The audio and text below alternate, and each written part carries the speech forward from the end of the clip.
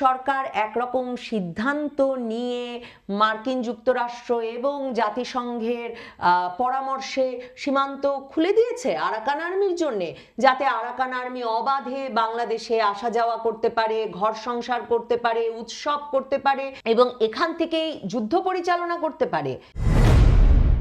সম্প্রতি বান্দরবানের বৈশাখী উৎসব অর্থাৎ নববর্ষ উৎসবে আরাকান আর্মি সীমান্তের প্রায় 10 কিলোমিটার ভেতরে ঢুকে বান্দরবানের থানচির রেমাক্রিমুখ এলাকায় একটা বৈশাখী উৎসবে বা জলকেলি উৎসবে যোগ দিয়েছিল। এমন ভিডিও সামাজিক যোগাযোগ মাধ্যমে ছড়িয়ে পড়ার পর সাংবাদিকদের প্রশ্নের জবাবে এখন আমাদের স্বরাষ্ট্র উপদেষ্টা বলছেন যে এ নিয়ে দুশ্চিন্তার কোনো কারণ নেই। আরাকান আর্মি অনেক দিন ধরে ফাইট করছে, তারা এপারে ঢুকে বিয়ে থা করে ঘর সংসার করছে, কিন্তু সীমান্ত সুরক্ষিত আছে। এখন আমাদের স্বরাষ্ট্র উপদেষ্টা গত কয়েক মাসে যে পারফরমেন্স দেখিয়েছেন, সারা বাংলাদেশ জুড়ে মববাজি নিয়ন্ত্রণে, আইন শৃঙ্খলা রক্ষায় তার যে সামগ্রিক ব্যর্থতা এবং যে নির্বিকার ভাব, তাতে এই ঘটনাতেও যে তিনি বলবেন সীমান্ত সুরক্ষিত আছে সেটা বোধহয় খুব স্বাভাবিক। তবে তাতে আপনি আমি আশ্বস্ত হব কিনা সেটা বোধহয় আমাদের ব্যাপার। দেখুন, আরাকান আর্মি গত ডিসেম্বরে মিয়ানমারের জান্তা সরকারের কাছ থেকে রাখাইন রাজ্যের 90% বেশি নিয়ন্ত্রণ নিয়ে নেয়।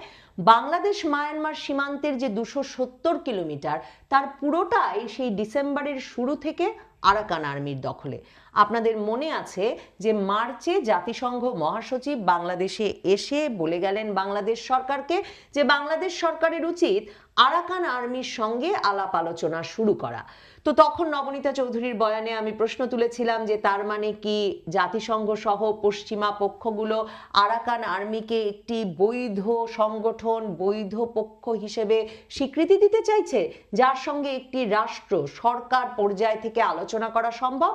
তাহলে কি সেই পরামর্শের ভিত্তিতেই বাংলাদেশের বর্তমান অন্তর্বর্তীকালীন সরকার সীমান্ত খুলে দিয়ে আরাকান আর্মিকে ভেতরে ঢুকে উৎসব করার অনুমোদন দিয়ে দিলেন এবং ঘর সংসার করার বা বিয়ে থা করার অবাধ সুযোগ দিয়ে দিলেন? শুধু যে তারা ঢুকে উৎসব করেছেন তাই কিন্তু নয়, আরাকান আর্মি এবং তার যে রাজনৈতিক শাখা United league of Arakan ULA, এই দুটো সংগঠন আসলে রেমাক্রিমুখ এলাকার এই উৎসবটির অর্থায়ন এবং আয়োজন করেছে এবং সেখানে আরাকান আর্মির ইউনিফর্মধারী এবং অস্ত্রধারী সদস্যরা প্রকাশ্যে অংশ নিয়েছেন, মঞ্চে অবস্থান করেছেন।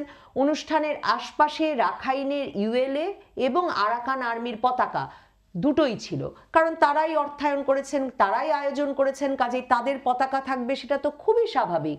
সেই অনুষ্ঠানে অংশ নিয়েছেন বাংলাদেশের মারমা জনগোষ্ঠীর সদস্যরা এবং অন্য স্থানীয় পাহাড়ি সম্প্রদায়ের সদস্যরাও। সেখানে উপস্থিত ছিলেন বেশ কয়েকজন স্থানীয় জনপ্রতিনিধি। ঘটনাস্থলে বর্ডার গার্ড বাংলাদেশ বা বিজিবির সদস্যদেরও ভিডিওতে দেখা গেছে। বিজিবি বলছে তারা শান্তি রক্ষায় সেখানে উপস্থিত ছিল, আর আরাকান আর্মির পোশাক পরা লোকদের দেখলেই ভাববার কোনো কারণ নেই আরাকান আর্মি সেই উৎসবে অংশ নিয়েছে। কিন্তু না ভাববার কোনো যুক্তিসঙ্গত কারণ নেই, কারণ আরাকান আর্মি ইউএল এর পতাকা ঝুলছিল অনুষ্ঠানস্থলে এবং আরাকান আর্মির সদস্যরা নিজেরা সোশ্যাল মিডিয়ায় এই খবর পোস্ট করেছেন। অনুষ্ঠানে উপস্থিত বক্তারা বলেছেন যে অনেক দিন ধরে আমরা এরকম একটা সম্মিলিত মিলন মেলা আয়োজনের চেষ্টা করছিলাম, নানাবিধ প্রতিবন্ধকতায় সম্ভব হয়নি। অবশেষে আরাকান আর্মির সহায়তায় আমরা স্বাধীনভাবে এই উৎসব আয়োজন করতে সক্ষম হয়েছি। সবই ভিডিও বিশ্লেষণ করলেই আপনারাও দেখতে পাবেন। এই ঘটনা সম্পর্কে যখন সংবাদ মাধ্যম বান্দরবানের পুলিশকে প্রশ্ন করেছিল, বান্দরবানের পুলিশ সুপার বলেছেন ওই এলাকা এত দুর্গম যে ওই এলাকায় কি ঘটেছে সে খবর নিতে কয়েকদিন লেগে যাবে, তবে তারা গোয়েন্দা তথ্য সংগ্রহের চেষ্টা করছেন। বুঝতেই পারছেন সীমান্ত কি দারুণ সুরক্ষিত আছে। তো স্বরাষ্ট্র উপদেষ্টা বরং বললে ভালো করতেন যে জাতিসংঘ মহাসচিবের পরামর্শেই আরাকান আর্মির জন্য সীমান্ত তারা খুলে দিয়েছেন কিনা। পরামর্শ শুধু জাতিসংঘ মহাসচিবের কাছ থেকে এসেছে তা তো নয়। আমরা জানি মার্কিন সেনা কর্মকর্তা, মার্কিন প্রশান্ত মহাসাগরীয় অঞ্চলের ডেপুটি কমান্ডিং জেনারেল জো ভাওয়েল, তিনি ঘুরে গেছেন বাংলাদেশে। তিনি এসে বাংলাদেশ সেনাবাহিনীকে সরাসরি বলে গেছেন যে রাখাইন রাজ্য থেকে আরও বৃহত্তর অঞ্চলে নিয়ন্ত্রণ প্রতিষ্ঠার উদ্দেশ্যে আরাকান আর্মি বড় ধরনের সামরিক অভিযান পরিচালনা করতে যাচ্ছে মিয়ানমারের জান্তা সরকারের বিরুদ্ধে। আরাকান আর্মির সমর্থনে আছে মার্কিন যুক্তরাষ্ট্র এবং বাংলাদেশ সেনাবাহিনী কিভাবে সরবরাহ চ্যানেল চালু রাখতে পারে আরাকান আর্মির জন্য সেটা জানতেই তার এই সফর। সেই সফরের পর থেকেই বাংলাদেশের সেনাবাহিনী টেকনাফের সিলখালি এলাকায় একটা জায়গা নির্ধারণ করেছে যেখান থেকে তারা আরাকান আর্মি যখন অভিযান পরিচালনা করবে মিয়ানমারের জান্তা সরকারের বিরুদ্ধে বড় ধরনের অভিযান, তখন সেখান থেকে তারা সামরিক এবং অন্যান্য পণ্য সরবরাহ চালু রাখবে আরাকান আর্মির জন্য। তার মানে মার্কিন যুক্তরাষ্ট্রের নির্দেশনায় এটা একরকম স্থির হয়ে গেছে যে বাংলাদেশ সেনাবাহিনী দুটো ডিভিশন আপাতত কাজ করবে আরাকান আর্মির সহায়তায়, যখন আরাকান আর্মি বড় ধরনের অভিযান পরিচালনা করতে যাচ্ছে মিয়ানমারের জান্তা সরকারের বিরুদ্ধে। মার্কিন যুক্তরাষ্ট্র শুধুমাত্র সেনা কমান্ডার পাঠিয়েই এই বিষয়টি নিশ্চিত করেনি। খুব সম্প্রতি বাংলাদেশে ঘুরে গেছেন মার্কিন যুক্তরাষ্ট্রের দুই উপ সহকারী পররাষ্ট্রমন্ত্রী, তাদের সঙ্গে এসেছিলেন মিয়ানমারে নিযুক্ত মার্কিন রাষ্ট্রদূত। তারা তিনজনে এসে বাংলাদেশে বসে রীতিমতো প্রস্তুতি দেখে গেছেন বাংলাদেশের সেনাবাহিনীর, এবং বলা হয় একটা সেফ হাউসে বসে এখানে তারা বৈঠক করেছেন আরাকান আর্মি। কিছুদিন আগে বাংলাদেশেই যে সংগঠনের প্রধান ধরা পড়েছেন বহু বছর পরে, সেই ARSA, Arakan Rohingya salvation army এবং চীন ন্যাশনাল ফ্রন্ট, যে তিন বাহিনী একত্র হয়ে মিয়ানমারের জান্তা সরকারের বিরুদ্ধে যুদ্ধ পরিচালনা করবে বলে এখন মার্কিন যুক্তরাষ্ট্র ছক সাজিয়েছে, সেই তিন পক্ষের সঙ্গে একটা সেফ হাউসে সেই দুই মার্কিন উপসহকারী পররাষ্ট্রমন্ত্রী এবং মিয়ানমারে নিযুক্ত যুক্তরাষ্ট্রের রাষ্ট্রদূত তারা কথা বলে গেছেন এবং তারা দেখে গেছেন বাংলাদেশের সেনাবাহিনীর প্রস্তুতি। এই মুহূর্তে বাংলাদেশের সামরিক গোয়েন্দা সংস্থা ডিজিএফআই এর প্রধান গেছেন যুক্তরাষ্ট্রে। তিনি গেছেন সিআইএ কে ব্রিফ করতে। বাংলাদেশ সেনাবাহিনী কতটা প্রস্তুত, কিভাবে প্রস্তুতি নিচ্ছে আরাকান আর্মিকে সহায়তা করতে, সেই বিষয়টি জানিয়ে আসতে যাওয়াই তার এই সফরের উদ্দেশ্য।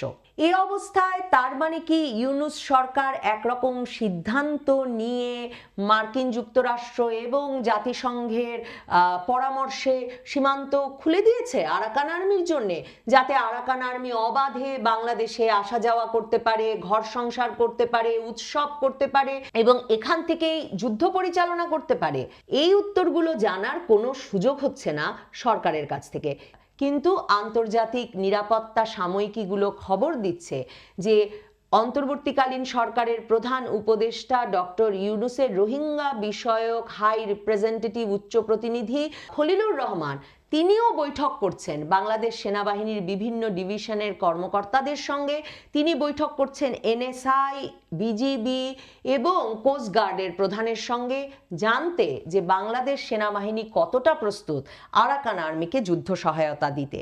তবে আপাতত জানা যাচ্ছে যে যেহেতু মে থেকে আগস্ট মাস পর্যন্ত বৃষ্টি মুখর আবহাওয়া বাংলাদেশে এবং মিয়ানমারে, এবং ওই কর্দমাক্ত আবহাওয়া পরিবেশে কোনোভাবেই আসলে বড় ধরনের যুদ্ধাভিযান পরিচালনা করা বুদ্ধিমানের কাজ হবে না। হয়তো এই যুদ্ধ সেপ্টেম্বর পর্যন্ত পেছাতে পারে এবং সম্ভবত এই বিষয়ে অনুমোদন নিতেই এখন ডিজিএফআই প্রধান যুক্তরাষ্ট্র সফরে গেছেন। সেখানে সিআইএ এর সঙ্গে আলোচনা করেই এই সিদ্ধান্ত হবে যে মার্কিন যুক্তরাষ্ট্র যে অভিযান পরিচালনার জন্য অধীর হয়ে উঠেছে, যে অভিযান তারা এখনই পরিচালনা করতে চায়, সেটা আসলে কয়েক মাস ঠেকিয়ে সেপ্টেম্বর পর্যন্ত বিলম্বিত করা যায় কিনা। তাহলে কি সেপ্টেম্বর পর্যন্ত যুদ্ধ পিছিয়ে গেলে আরাকান আর্মি সেই সময়টা আমাদের সীমান্তের ভেতরে ঘর সংসার করে আনন্দ উৎসব করে পার করে দেবে? আমরা ততদিন পর্যন্ত সীমান্ত অরক্ষিতই রাখবো, আর যুদ্ধ শুরু হয়ে গেলে তো সরবরাহ চ্যানেল খুলে যাবে, আরসা যোদ্ধারা এখানে প্রশিক্ষণ নিয়ে ওই পারে গিয়ে যুদ্ধ করবেন, সে পথ তো খোলাই হয়েছে। আমরা তো সে প্রতিশ্রুতি এরই মধ্যে মার্কিন যুক্তরাষ্ট্রকে দিয়েই বসে আছি। তাহলে স্বরাষ্ট্র উপদেষ্টার কথায় সীমান্ত সুরক্ষিত আছে, সে কথা বিশ্বাস করি কি করে? পার্বত্য চট্টগ্রামে রাজনৈতিকভাবে অত্যন্ত সক্রিয় জামায়াতে ইসলামী এই বৈশাখী উৎসবে আরাকান আর্মির ঢোকা এবং সেই উৎসবে ঢুকে আবার সোশ্যাল মিডিয়ায় ওই ছবি ছড়িয়ে দেওয়া সম্পর্কে তীব্র নিন্দা জানিয়ে বিবৃতি দিয়েছে এবং জামায়াতে ইসলামীর তরফে বলা হয়েছে যে তারা শুধু জলকেলি উৎসব পালন করেই ক্ষান্ত হয়নি, ওই উৎসবের সচিত্র ভিডিও তারা যোগাযোগ মাধ্যমে শেয়ার করেছে। আরাকান আর্মির রাজনৈতিক শাখা ইউএলএ এবং স্থানীয় জনগণ ওই উৎসবে অংশগ্রহণ করেন। বাংলাদেশের সীমানার 10 কিলোমিটার ভেতরে অনুপ্রবেশ করে উৎসব করার মাধ্যমে তারা মূলত বাংলাদেশের স্বাধীনতা সার্বভৌমত্বের প্রতি বৃদ্ধাঙ্গুলি প্রদর্শন করেছে। বিজিবি সশস্ত্র বাহিনী সে সময় কি করছিল এই প্রশ্নও তুলেছে জামায়াতে ইসলামী। জামায়াতে ইসলামী পন্থী বিশ্লেষকদের একটি অংশ বহু বছর ধরে বলে আসছেন যে পার্বত্য চট্টগ্রামের একটি অংশ, মণিপুর, মিজোরাম এবং মিয়ানমারের একটি অংশ মিলিয়ে একটা খ্রিস্টান রাজ্য প্রতিষ্ঠার চক্রান্ত চলছে পার্বত্য চট্টগ্রাম সহ ওই পুরো অঞ্চলকে ঘিরে। আপনাদের মনে থাকবে শেখ হাসিনা আগস্টে ক্ষমতাচ্যুত হওয়ার মাত্র কয়েক মাস আগে মে মাসে তার 14 দলীয় জোটের সহকর্মীদের এরকমই একটি কথা বলেছিলেন। তিনি বলেছিলেন যে সাদা চামড়ার একটি দেশের পক্ষ থেকে তাকে প্রস্তাব দেওয়া হয়েছে যে পূর্ব তিমুরের কায়দায় যদি পার্বত্য চট্টগ্রাম, মিয়ানমার মিলিয়ে তিনি একটি আলাদা খ্রিস্টান রাষ্ট্র প্রতিষ্ঠা করতে দেন, তাহলে আজীবনের মতো তার ক্ষমতায় থাকা নিশ্চিত। তখন ধারণা করা হয়েছিল যে সে সময় যেহেতু মার্কিন যুক্তরাষ্ট্রের সঙ্গে শেখ হাসিনার সম্পর্ক একেবারে তিক্ততম পর্যায়ে পৌঁছেছে, কাজেই সাদা চামড়ার দেশ এমন মন্তব্য করে তিনি আসলে যুক্তরাষ্ট্রের দিকেই আঙুল তুলেছেন। বহু বছর ধরে চলতে থাকা এরকম নানা মতবাদ জল্পনার মধ্যে সত্যি মুশকিল বাংলাদেশের সীমান্ত সুরক্ষিত আছে বা থাকবে সে বিষয়ে নিশ্চিন্ত হওয়া। বিশেষভাবে মুশকিল কারণ বাংলাদেশের সেনাবাহিনী যখন আরাকান আর্মির যুদ্ধে নিজেকে জড়িয়ে ফেলেছে এবং আমাদের সীমান্ত থেকে ওই সীমান্ত পর্যন্ত একটা সরবরাহ